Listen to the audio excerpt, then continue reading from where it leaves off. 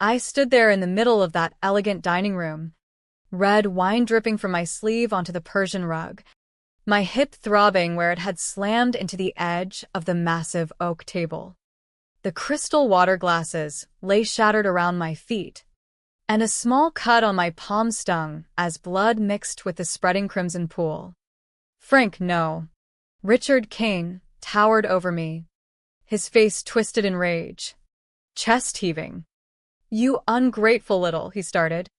But the words died as he realized what he'd just done. My mother, Elaine, stood frozen with her hand over her mouth. My half-sister Madison watched with wide eyes, phone already in hand. And Jordan, my fiancé, was instantly at my side, his strong arm steadying me. That single moment, the shove that sent me stumbling backward, changed everything. But to understand how we got there, I have to take you back. My name is Olivia Harper, and for most of my 32 years, I'd lived in the shadow of a family that never truly wanted me. We lived in Lakeview Estates, one of those picture-perfect suburbs outside Seattle where every lawn looks like it's been trimmed with scissors and the houses cost more than most people make in a decade. Our home was the crown jewel, grand columns, sweeping driveway, the kind of place that screamed old money even if it was mostly new. My mother had married my biological father young, both of them ambitious and dreaming big. He was a mid-level executive who worked long hours to give us a good life. But when I was 9, he suffered a massive heart attack during a business trip. He was gone before the ambulance even arrived. Something in my mother broke that day. Or maybe it just revealed what had always been there, a preference for perfection over messy reality. Within 18 months, she married Richard Kane, a rising star in Seattle real estate development. Richard had the charm of a politician and the calculating eyes of a shark. He brought financial security, country club memberships, and the social status my mother craved. He also brought the promise of a complete family, which arrived 2 years later when Madison was born. From the moment my half-sister entered the world, the house split into 2 separate universes.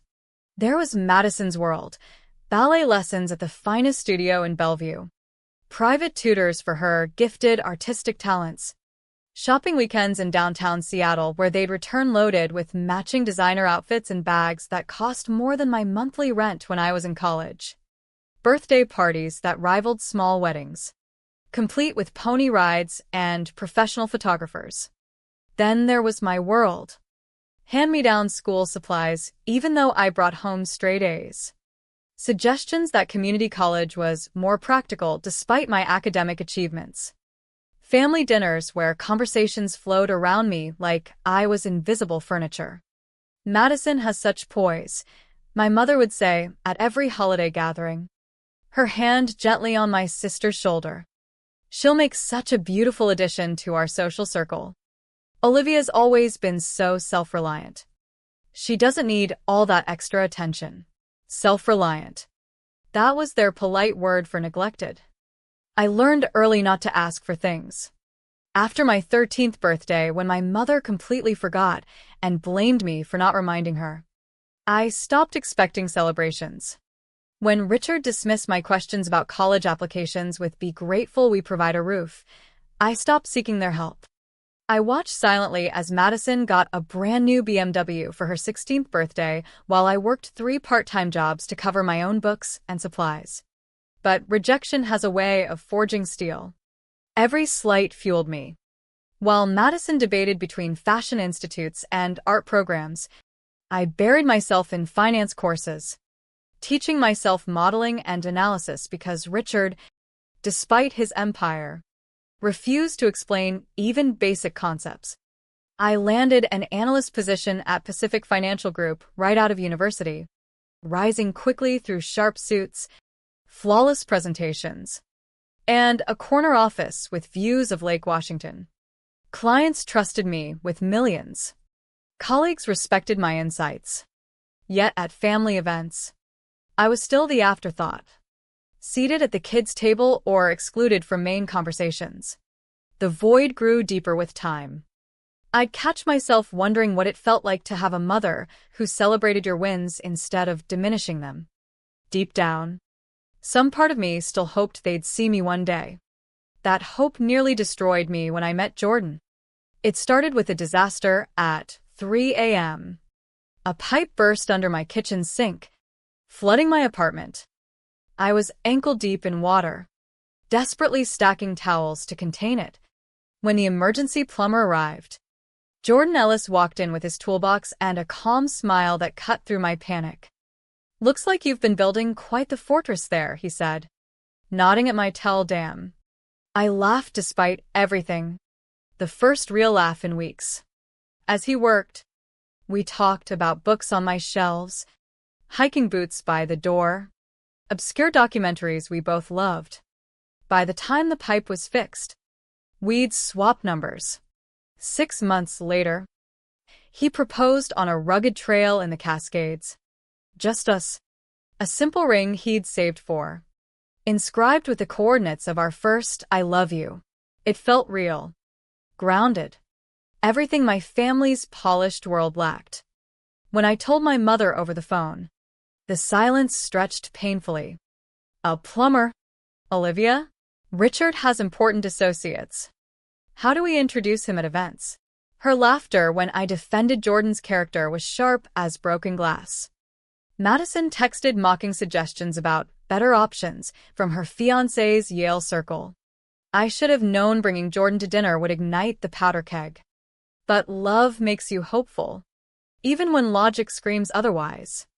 The Kane mansion loomed like a monument to everything I'd never belonged to: pristine white facade, perfectly manicured hedges, circular drive filled with luxury vehicles. As Jordan pulled up in his reliable pickup truck, I saw curtains twitch at the front window. They were already watching, judging. "You sure you're ready for this?" Jordan asked, squeezing my hand. He'd worn his best suit, looking handsome and composed despite the nerves I knew he felt. Richard answered the door with a tight smile that didn't reach his eyes. He shook Jordan's hand like it might contaminate him. The dining room was set for war disguised as civility: finest china, crystal stemware, a spread that could feed a small army. Madison sat in her usual place, her engagement ring flashing aggressively under the chandelier. My mother began the interrogation before we'd even sat fully. "Jordan, tell us about your work." He explained Carter Contracting, residential renovations, custom builds, recent historic district restoration. My mother's tone dripped condescension. "Trade school?" How? "Practical." Richard cut in, asking pointedly about income, lifestyle expectations, implying I deserved better. Every answer met with exchanged glances and smirks. Madison boasted about her upcoming estate wedding: 3 acres, hundreds of guests, while glancing at me with fake pity about our simple mountain plans. The tension thickened with each course. Richard questioned Jordan's background: small-town origins, mechanic father, teacher mother, no golf, limited investments. Each response drew colder scrutiny. Madison delivered her blow: her fiancé's family acquiring tech companies, 8-figure deals. Richard's help securing prime properties. "What are your wedding plans?" "Something rustic, I suppose." Something inside me cracked. "Rustic? You mean 2 people who actually love each other instead of performing for society?"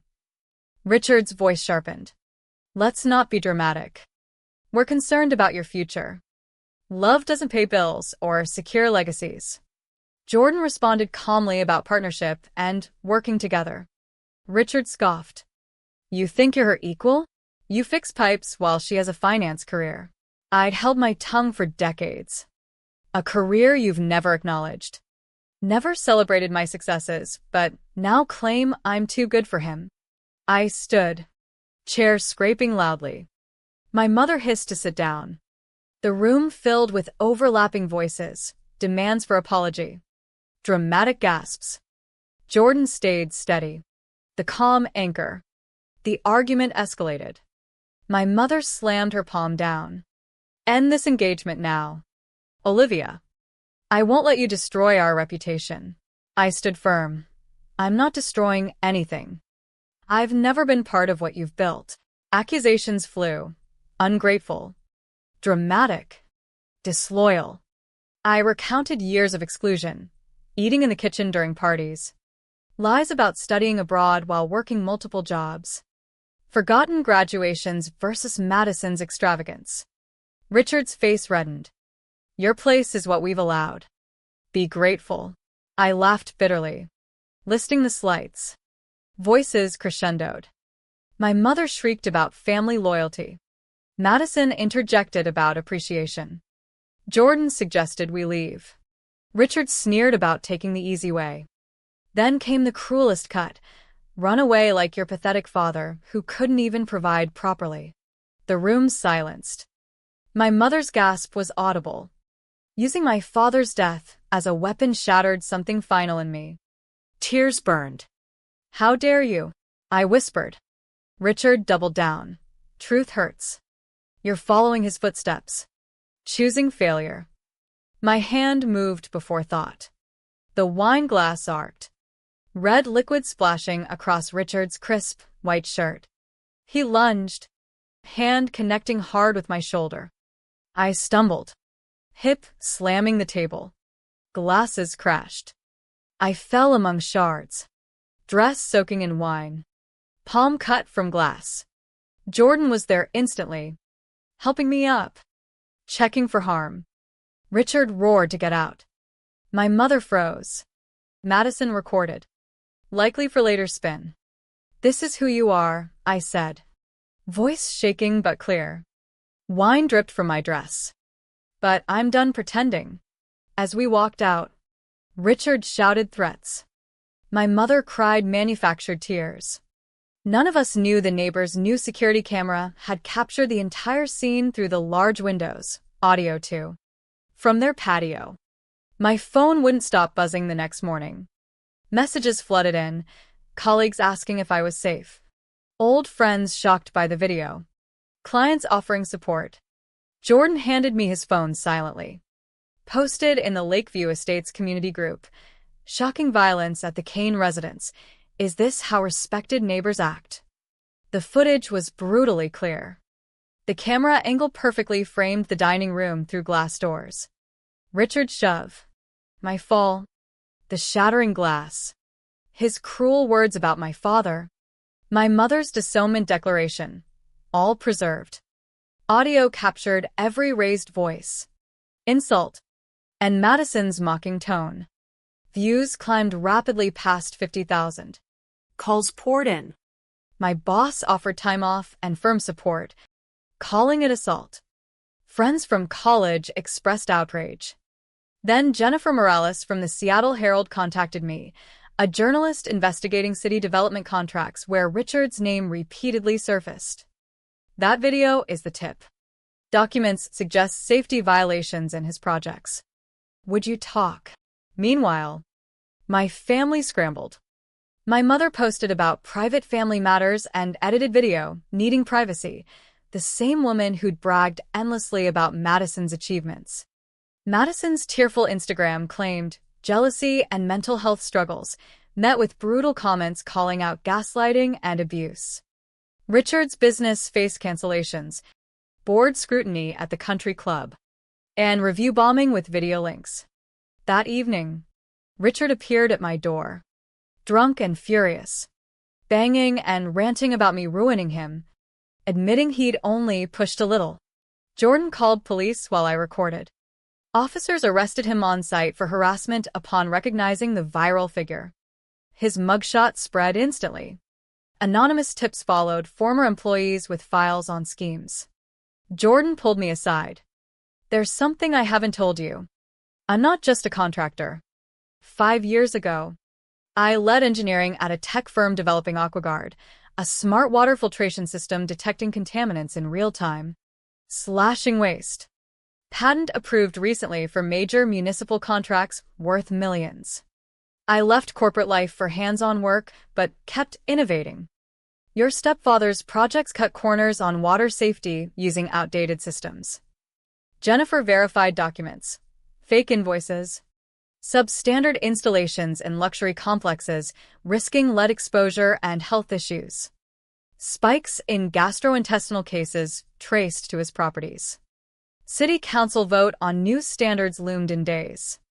Jordan was slated to present AquaGuard. The pieces connected. Richard's empire built on fraud endangering residents for profit. This went beyond family cruelty. It was criminal negligence potentially harming hundreds. Jennifer's explosive article dropped the morning of the council meeting. Leaked documents reveal Kane real estate built on fraudulent water safety violations, resident health at risk. Internal emails, invoices, whistleblower statements, hospital data linking lead poisoning clusters to Richard's buildings. A photo of an affected child hit hard. The story went national. The usually quiet Bellevue council chamber overflowed with press. Protesters holding signs demanding justice. News vans lining streets. Richard sat front row with his lawyer, face rigid with fury. Elaine looked exhausted, diminished. Madison absent. Chairman called order, allowing Richard a statement claiming vindictive family attack. Boos erupted. Jordan presented AquaGuard data, displaying charts, lead levels triple federal limits in affected complexes. Bacterial counts dangerously high. Gasps filled the room. Jennifer provided contract copies with Richard's signatures and warehouse footage of him directing cheap equipment loading. Chaos ensued. Parents shouting. Recess called. In the hallway, Elaine approached. Happy now? You've ruined us. I replied calmly about his choices poisoning people. Council resumed, voting unanimously to suspend contracts, mandate inspections, hold him liable for remediation. District Attorney announced criminal charges.